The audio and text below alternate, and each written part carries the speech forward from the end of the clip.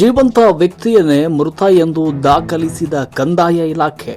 ಮಾನವ ಹಕ್ಕುಗಳ ಆಯೋಗದ ಮೊರೆ ಹೋದ IRAS ಸಂಸ್ಥೆ ಜೀವಂತವಾಗಿರುವ ವ್ಯಕ್ತಿಯೊಬ್ಬರನ್ನ ಸರ್ಕಾರಿ ದಾಖಲೆಗಳಲ್ಲಿ ಮೃತ ಅಂತ ದಾಖಲಿಸಿ ಅವರ ನಾಗರಿಕ ಹಕ್ಕುಗಳನ್ನು ಕಸಿದುಕೊಂಡಿರುವ ಕಂದಾಯ ಇಲಾಖೆಯ ಅಧಿಕಾರಿಗಳ ಬೇಜವಾಬ್ದಾರಿತನದ ವಿರುದ್ಧ ಮಾಹಿತಿ ಸಂಶೋಧನೆ ಮತ್ತು ಸಲಹಾ ಸೇವೆಗಳ ಸಂಸ್ಥೆಯು ಕರ್ನಾಟಕ ರಾಜ್ಯ ಮಾನವ ಹಕ್ಕುಗಳ ಆಯೋಗಕ್ಕೆ ದೂರನ್ನು ನೀಡಿದೆ. ಸವದತ್ತಿ ತಾಲೂಕಿನ ಸುತಗಟ್ಟಿ ಗ್ರಾಮದ ನಿವಾಸಿ ಶ್ರೀಯುತ ಈಶ್ವರ ನಾಗಪ್ಪ ಅಬ್ಬಾಯಿ ಎನ್ನುವವರು ಜೀವಂತವಾಗಿದ್ದರೂ ಕೂಡ ಕಂದಾಯ ಇಲಾಖೆ ಅಧಿಕಾರಿಗಳು ದಿನಾಂಕ 8/7/2021 ಅವರ ಹೆಸರಿನಲ್ಲಿ ಮರಣ ಪ್ರಮಾಣ ಪತ್ರವನ್ನು ಸೃಷ್ಟಿಸಿದ್ದಾರೆ.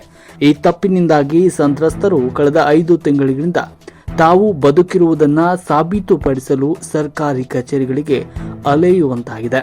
ಈ ಕುರಿತು ಮಾಧ್ಯಮ ಪ್ರಕಟಣೆ ನೀಡಿರುವ IRAS ಸಂಸ್ಥೆಯ ಸಂಸ್ಥಾಪಕ ಅಧ್ಯಕ್ಷರಾದ ಶ್ರೀಯುತ ಚಿನ್ನಪ್ಪ ಕುಂದರಿಯವರು, ಇದು ಕೇವಲ ಆಡಳಿತಾತ್ಮಕ ತಪ್ಪಲ್ಲ, ಬದಲಾಗಿ ಸಂವಿಧಾನದ ವಿಧಿ 21 ಅಡಿಯಲ್ಲಿ ವ್ಯಕ್ತಿಯೊಬ್ಬನ ಬದುಕುವ ಹಕ್ಕಿನ ನೇರ ಉಲ್ಲಂಘನೆಯಾಗಿದೆ.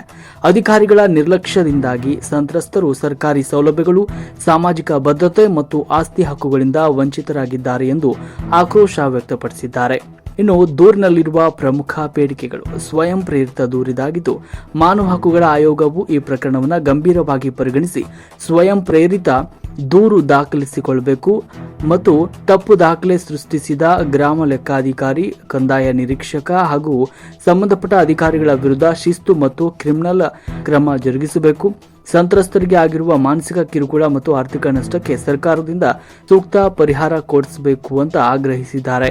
ಜೀವಂತ ವ್ಯಕ್ತಿಯನ್ನ ಮೃತ ಅಂತ ಘೋಷಣೆ ಮಾಡುವುದು ಅಮಾನವೀಯ ಮತ್ತು ಕ್ರಿಮಿನಲ್ ನಿರ್ಲಕ್ಷ್ಯವಾಗಿದ್ದು, ವ್ಯವಸ್ಥಿತ ತನಿಖೆಯ ಮೂಲಕ ನ್ಯಾಯ ಒದಗಿಸಬೇಕು ಅಂತ IRAS ಸಂಸ್ಥೆಯು ಒತ್ತಾಯಿಸಿದೆ.